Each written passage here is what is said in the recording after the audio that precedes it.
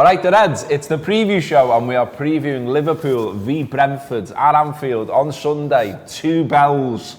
Weird time for a game of footy, innit? You got me, Gareth Roberts, him, Craig Hannan. Yeah, we've quick fire looked at stuff. It feels like last night only just ended. And last night, Craig, got to start there really, was shit. It's fair to say, 66 minutes against 10 men. Only 1 shot on target across the 90. That came from Curtis Jones. Didn't really test the keeper either. And so we look to Sunday now. How will this affect that game? What will Brentford be looking at? What Arsenal did? Will they low block? Will they come out a bit more? Will they think, well, Liverpool haven't got a lot of pace up front, so maybe we can have a go? We don't know. We can only, guess really, but we know that we won't have Salah, we won't have Mane, likely won't have Origi. We haven't heard anything different as yet on that score. No Thiago, no Elliott.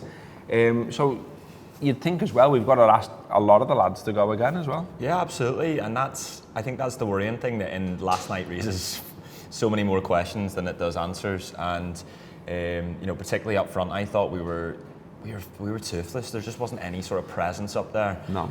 It didn't offer us anything. I think Curtis Jones coming on, he made a bit of a difference. But if you look at the 3 who would have been and who have been talked up as being the 3 that we're going to have to go with during this period without Salah and Mane, it's a bit worrying.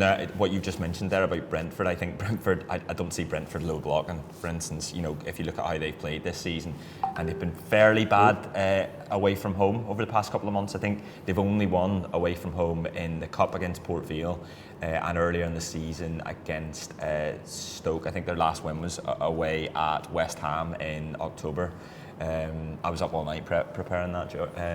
There, Gareth, but so this is a team that haven't had much joy, and so it should still be an opportunity for Liverpool. It's just the worries of last night, because this is so raw.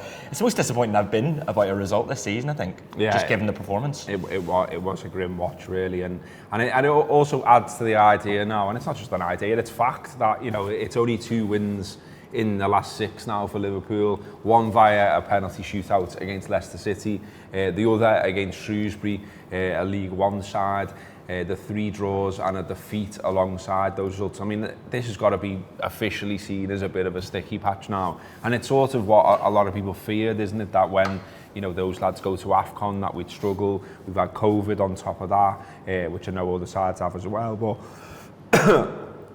and it's like, we got beat by West Ham and we reacted to that with 8 wins straight. We've lost again to Leicester, and it doesn't feel the same. There's not even the same vibe about it. And I can understand, to be honest with you, that some people are a little bit worried that this leads to something worse, really. On the other side of the coin, though, Liverpool are still the only unbeaten side at home in the league. But 3 draws there look costly, and this side we're facing at the weekend, a 3-3 draw at Brentford. We're in the lead twice as well, and what you're already thinking, or I'm already thinking, that when I look back on everything in May, will I be saying, fucking hell, that draw at Brentford as like a pivotal moment, yeah. And the one against Brighton, and just as where we've lost it. I'm not saying we have lost it yet, we're still in it. Klopp's saying we're still in it, and I get it, and there's cup competition and Champions League, but that felt like one of the results where, like, lads, we should have got that done.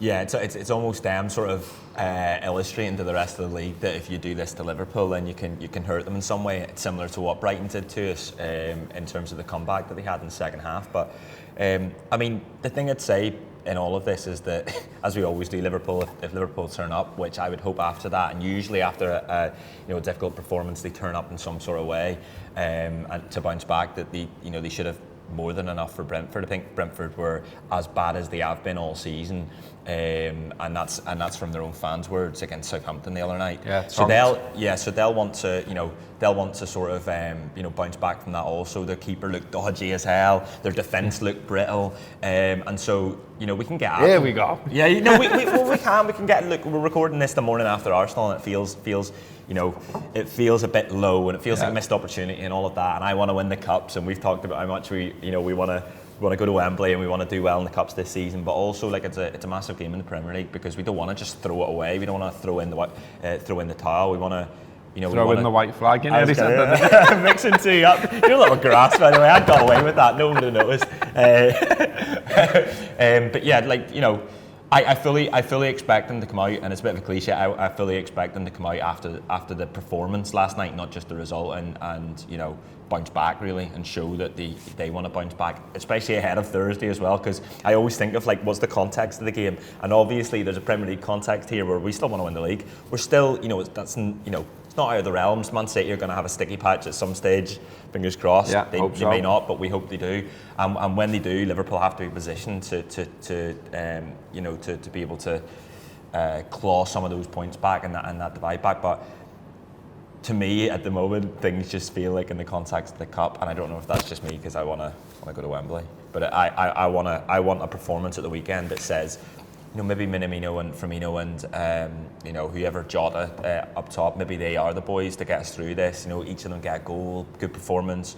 We see a midfield that we can then go, right, well, we'll start them at Arsenal. I want to see something that sort of means that when we go to Arsenal on Thursday, we're not thinking, Arsenal are going to be up for it because they can smell blood, all of this sort of thing. That's where I'm at the moment. All right, the Reds, thanks very much for getting stuck into that little snippet there of Anfield Wrap content. If you want the rest of that show and much more besides, click the link below, subscribe to the Anfield Wrap Premium, and for that you will get reviews, previews, exclusive interviews, post-match content, the full it. Get involved, follow us, follow them from the heart of Liverpool.